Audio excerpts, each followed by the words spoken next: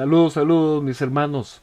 Continuamos con la reseña de la historia de Salomón. La última vez que habíamos hablado de Salomón tenía que ver con la finalización del templo y también del palacio real. Se ve que han pasado unos 20 años desde que Salomón asumió el reino. Recordemos que Salomón, cuando comienza a ser rey, todavía es joven. Se considera que habrá tenido unos 18 o 20 años, y en aquel momento le pidió a Dios sabiduría. Dios le concedió sabiduría, pero también le concedió paz para que no hubieran guerras, le concedió riquezas y le concedió fama.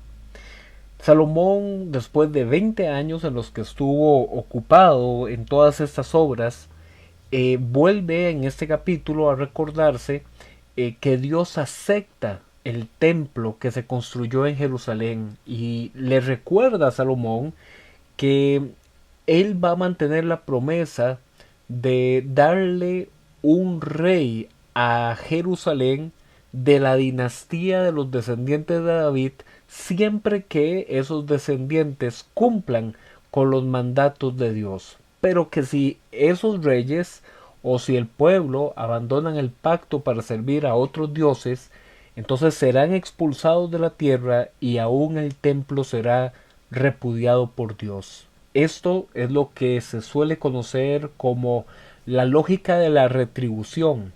Si cumples lo que te pido, entonces habrán bendiciones. Acá en este momento el tema de la obediencia era sumamente importante, pero recordemos lo que hemos mencionado en otros capítulos del Antiguo Testamento. No se trata de una obediencia religiosa, de una obediencia solamente externa. Tiene que ver con obediencia desde el corazón. Las grandes construcciones que aquí se mencionan son construcciones que Salomón llevaría adelante después de haber finalizado el templo y el palacio. Se indica que Salomón construyó una serie de ciudades locales en el área de Galilea, que él se las terminaría entregando al rey de Tiro, Hiram, como parte del pago por todos los materiales usados en las construcciones del templo y el palacio.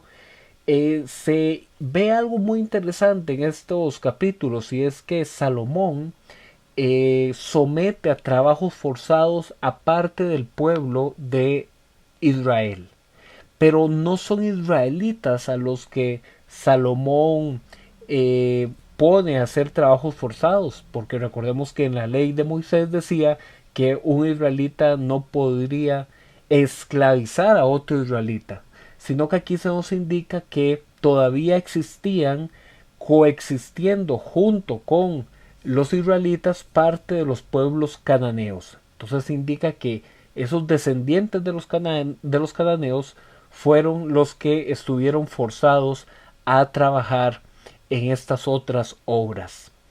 Y aquí se ve algo muy interesante, porque justamente Salomón está haciendo algo muy similar a lo que Faraón había hecho con los israelitas en Egipto.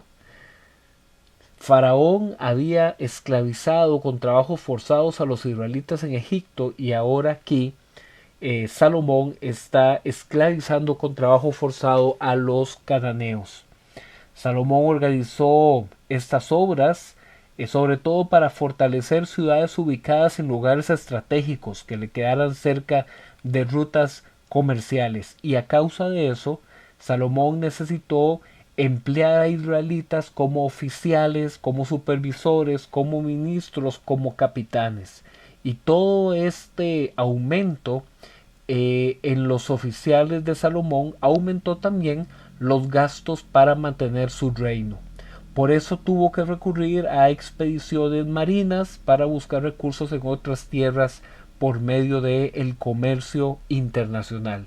Y esto es muy interesante porque recordemos que parte de las bendiciones que Dios les había entregado en la tierra prometida es que ellos no tendrían escasez de alimentos. Aquí pareciera que ya la administración se le está saliendo de las manos a Salomón y necesita más recursos.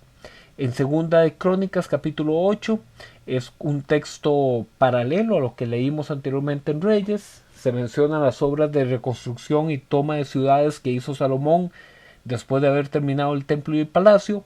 Y también aquí se indica que Salomón, a pesar de todas las ocupaciones en esas obras, mantenía en las fiestas de luna nueva y en las fiestas del calendario israelita todas las disposiciones de la ley respecto a los sacrificios para ser ofrecidos en el altar frente al templo. Y además Salomón organizó los turnos de servicio, los levitas y los sacerdotes, según lo que había dispuesto David su padre. Mañana, que ya nos estamos acercando al cierre de la historia de Salomón, mañana entonces vamos a aprovechar para continuar con el cierre, vamos a arrancar el cierre de la sección de los proverbios porque estamos cerca de cerrar con la historia de Salomón. Así es que nos vemos pronto.